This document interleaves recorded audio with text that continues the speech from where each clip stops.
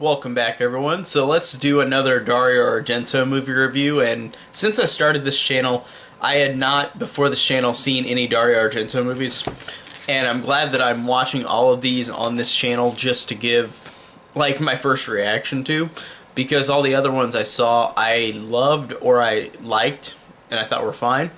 So it's interesting talking about this director in every single movie I've seen so far of his. I like that I've done them all on this channel, so that's a really fun thing.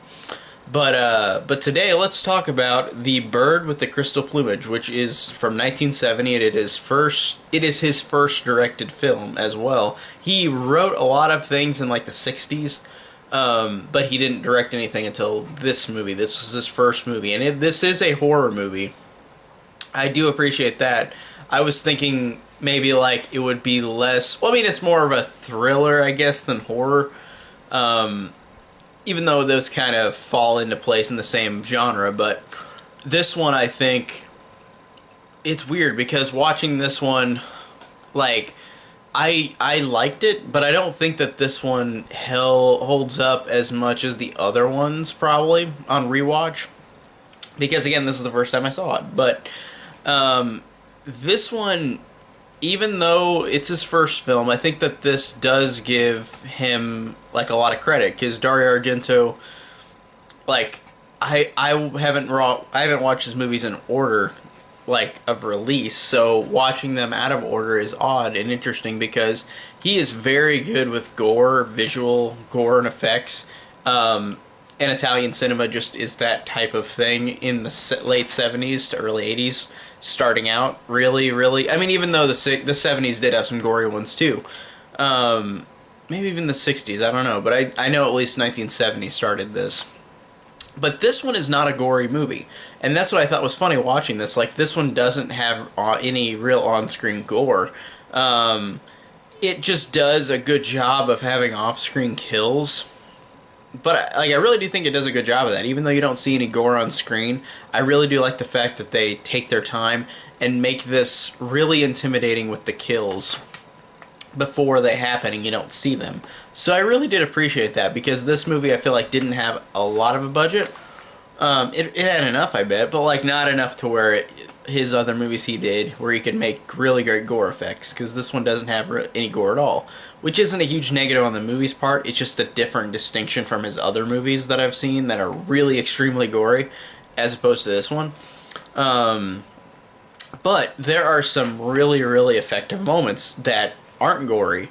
Like, for example, there's this scene of this woman where the killer comes in, he rips off her clothes, and then he just like points at her, and like you see blood splatter. Like he points at her with his knife, and like he blood splatters onto the wall, but you don't see the actual kill.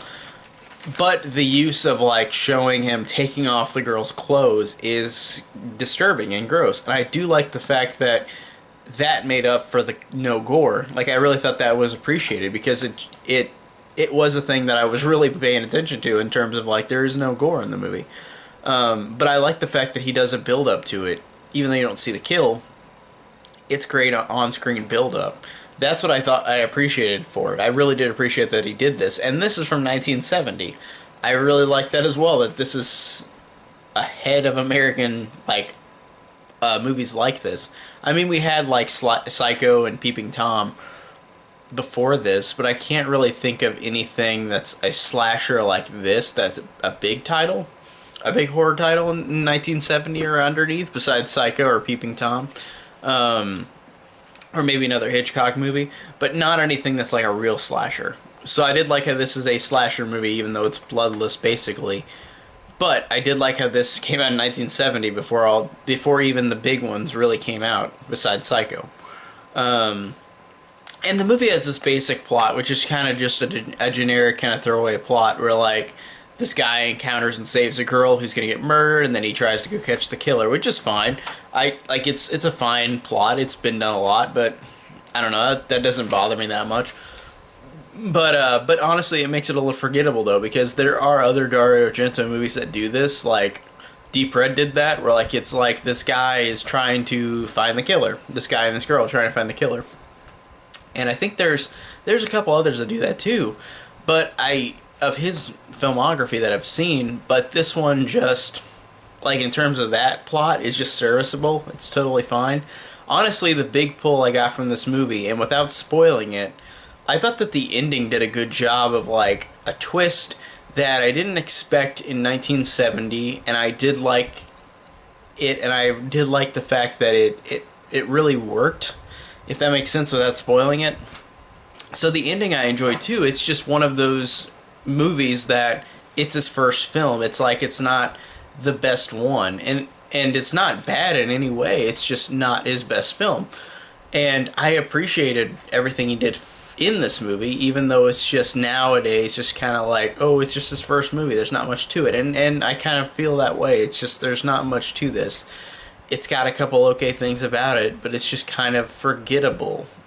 And I don't want to say forgettable because it makes it sound like it's a bad movie, but it's not. It's just, it's like there's not any gore or Argento gore. The plot is okay, but it's been done better in other ones, so this one just falls into the category of like it's totally fine Argento movie. His first one is a fine effort, and I did appreciate and like it. So that's basically all I could say about The Bird with the Crystal Plumage. Like it was totally fine and serviceable. I didn't mind it. It's just not my favorite. So that's my thoughts on The Bird with the Crystal Plumage.